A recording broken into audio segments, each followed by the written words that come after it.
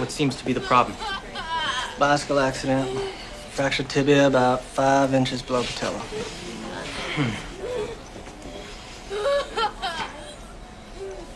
Dr. Harris, Yes?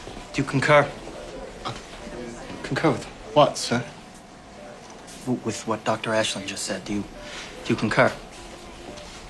Well, it was a bicycle accident. The boy told us. So you concur? Concur? I think we should take an x-ray, then stitch him up and put him in a walking cast.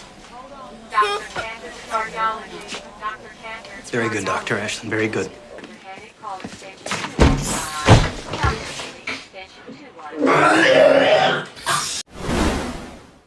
Frank William Abagnale Jr. was born in 1948 in Bronxville, New York. He grew up in a comfortable middle-class family, the son of a successful businessman and a loving mother. But his seemingly normal childhood came crashing down when his parents divorced. For Frank, this was a turning point. He became restless, angry, and hungry for independence. Frank's most famous scam began with a simple uniform. He forged Pan Am pilot credentials, stitched together a uniform, and suddenly, he wasn't just a teenager. He was Captain Frank Williams. With that uniform, Frank walked into airports across the globe. He deadheaded flights, free seats given to airline staff, and in total, he flew over 1 million miles to 26 countries, without ever once flying the plane. But why stop at being a pilot? In Georgia, Frank slipped into the role of a doctor.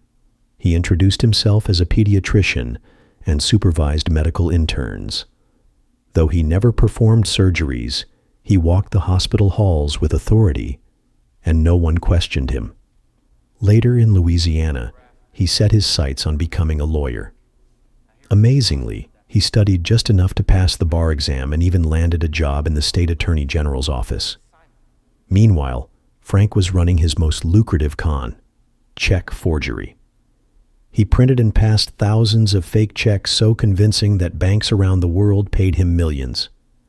Every time suspicion grew, Frank disappeared, re-emerging with a new identity. To the world, he was charming, confident, and untouchable. To the FBI, he was a nightmare. By the late 1960s, Frank Abagnale had become a ghost the FBI couldn't catch. He was constantly on the move, Paris one week, Rome the next, then slipping into South America, or back to the United States. Wherever he went, he left behind forged checks, baffled bankers, and angry victims who had no idea who he really was. The FBI assigned Agent Joseph Shea to the case. Shea was sharp, determined, and willing to dedicate years of his life to tracking Frank down. In fact, his relentless pursuit later inspired the character played by Tom Hanks in Catch Me If You Can. But chasing Frank wasn't like chasing an ordinary criminal. Every time the FBI thought they were close, Frank changed his identity. One day, he was a pilot. The next, a doctor.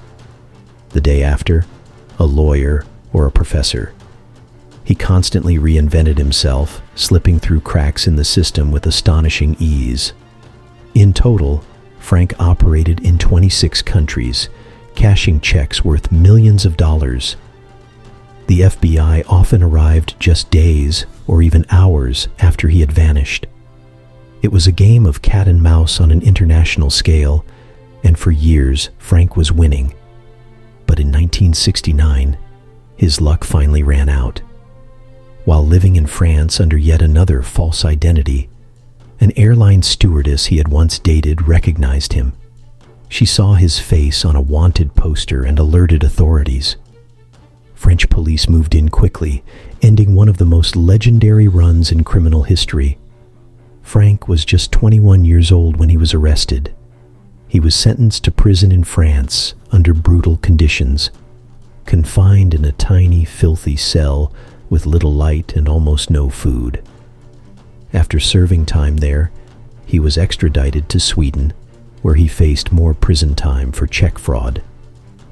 Eventually, he was sent back to the United States to face American justice. By then, Frank was a broken young man. He had lived 1,000 lives but was now trapped in one, a life behind bars. The future looked grim, but the government saw something unusual in Frank Abagnale. He wasn't just a criminal, he was an expert. His ability to forge checks and documents was unmatched, and instead of letting his talent rot in prison, the FBI decided to give him a surprising offer. The FBI came to Frank with a proposal. Help us catch other con men. It was a strange twist of fate, the hunter now working with the hunted. But Frank accepted. He began cooperating with the Bureau, using his insider knowledge to reveal how forgers and swindlers operated. He showed agents tricks they'd never seen before, how criminals altered checks, exploited bank procedures, and manipulated people's trust. His insights proved so valuable that the FBI eventually allowed him to work under limited supervision, assisting them in the field. But Frank wanted more than just survival. He wanted redemption. After finishing his sentence, he rebuilt his life from scratch. He founded Abagnale and Associates, a security consulting firm dedicated to preventing fraud. Banks, corporations, and even government agencies sought his expertise. Ironically, the man who once stole millions by exploiting the system was now being paid millions to protect it. Over time, Frank became a respected authority in the world of fraud prevention. He lectured at universities, advised Fortune 500 companies, and trained FBI agents.